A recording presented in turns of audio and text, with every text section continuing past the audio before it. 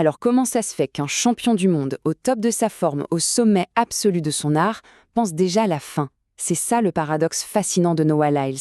C'est un athlète qui ne court pas juste contre le chrono, non, il court aussi vers une fin de carrière qu'il a lui-même et très méticuleusement planifiée. Cette citation, franchement, c'est la clé de tout. Il faut vraiment s'y arrêter. Pour Lyles, la fin, ce n'est pas une question d'âge ou de blessure, pas du tout. C'est une question de standard, de niveau. Le jour où il ne sera plus le numéro 1, le jour où il ne montera plus sur le podium, eh bien il saura que le moment est venu. C'est aussi simple et brutal que ça. Et pour bien comprendre d'où il parle, il faut mesurer l'ampleur du personnage. À 28 ans, ce sprinter américain vient tout juste de remporter à Tokyo son 4e titre mondial consécutif sur 200 mètres. Oui, son 4e. C'est un exploit qui est tout simplement historique. Ça veut dire quoi concrètement? Ça veut dire qu'il égale la légende Usain Bolt. 4 titres mondiaux sur 200 mètres, ce n'est pas juste un record qu'il égale là, il entre carrément dans le panthéon des plus grands sprinteurs de tous les temps.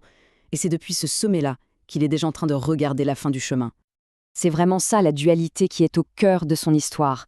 D'un côté, on a le champion du monde, l'athlète dominant qui empile les médailles. Et de l'autre, on a l'architecte, le stratège qui planifie sa propre retraite de façon très ouverte. Et ça, c'est une démarche qu'on voit, quasiment jamais. Alors justement, penchons-nous sur cette mentalité assez unique. Qu'est-ce qui pousse un champion en pleine force de l'âge à déjà penser à sa toute dernière ligne d'arrivée? En fait, le point crucial, c'est sa propre définition de la réussite. Pour lui, participer, ça ne suffit pas, loin de là.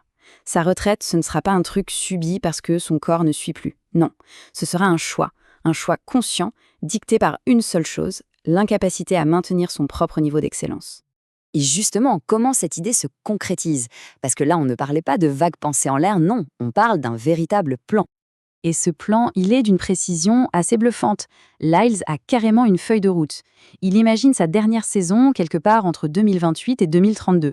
D'un coup, le concept un peu abstrait de retraite devient quelque chose de très très concret. On lui a posé la question, et les Jeux de Brisbane en 2032, à 35 ans? Sa réponse a été certainement pas catégorique. Pas d'hésitation, pas de « on verra bien ».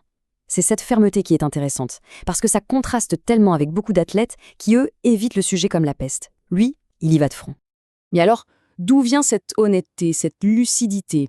Ça ne sort pas de nulle part, ça vient d'une carrière qui est déjà pleine à craquer de médailles, d'une histoire personnelle marquée par la lutte contre la dépression, et puis d'une relation qu'il a aujourd'hui avec son sport qui est beaucoup plus mature, plus apaisée. En fait, c'est la parole de quelqu'un qui se connaît vraiment très, très bien. À seulement 28 ans, il se considère déjà comme un vétéran. Et on va voir comment ce rôle, il influence déjà sa vision des choses et ses actions. Cette dynamique entre les générations, elle est déjà bien réelle. On a Noah Lyles, le vétéran de 28 ans, qui prend sous son aile un jeune prodige australien de 17 ans, Go To Good. C'est fascinant. Il n'est plus seulement un compétiteur, il est déjà dans la transmission. Et ce qu'il transmet, ça va bien au-delà de la technique de course. Il dit en substance, tu dois aussi être un homme d'affaires. Et ça, c'est la partie la plus dure. Apprendre ça quand tu es encore un gamin. Ça montre bien sa lucidité sur les réalités du sport pro. Il veut préparer la nouvelle génération à cet aspect business, une leçon que lui a sûrement dû apprendre à la dure. Mais la vision de Lyles, elle ne s'arrête pas à sa propre carrière. Non, il a aussi un regard qui est à la fois critique et constructif sur son sport, sur l'athlétisme en général. Et pour ça, il utilise une métaphore vraiment puissante. Il demande, si un arbre tombe dans la forêt et que personne n'est là pour le voir, est-ce qu'il est vraiment tombé? C'est une façon de pointer du doigt le problème majeur de son sport, selon lui, le manque de visibilité. Des exploits incroyables en lieu, mais si personne n'est là pour les voir, quelle est leur portée au final? Alors concrètement, qu'est-ce qu'il veut dire par là? Il critique le fait que des performances de classe mondiale se passent loin des caméras.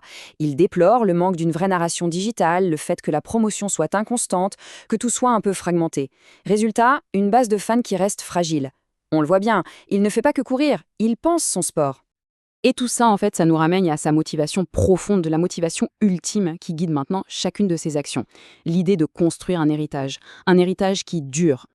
Il explique qu'il y a eu un vrai tournant mental pour lui. Après ses 27 ans, il a réalisé qu'il était sur l'autre moitié de la colline, comme il dit. Et ça a tout changé. Son focus s'est déplacé. Il ne s'agit plus seulement de gagner. Il faut maintenant maximiser le sens de chacune de ses actions. Gagner ne suffit plus.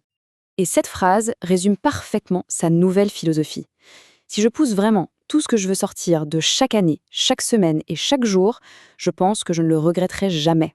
C'est une quête d'intentionnalité, une volonté de vivre sans aucun regret, en donnant absolument tout. Pas juste pour la performance, mais pour l'impact qu'il peut avoir. Donc voilà le plan, en quelque sorte. Sa fin de carrière, ce n'est pas juste un arrêt brutal. Non, c'est une transition pensée en 3 étapes. D'abord, être l'architecte de son propre héritage.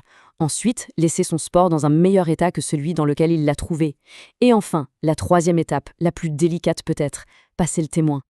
Finalement, toute la trajectoire de Noah Lyles, elle nous pousse à nous poser une question. Est-ce que la plus grande course d'un athlète, c'est celle qu'il court sur la piste, ou est-ce que c'est l'héritage qu'il laisse derrière lui? C'est une question qui, je crois, résonne bien au-delà des stades et des pistes d'athlétisme.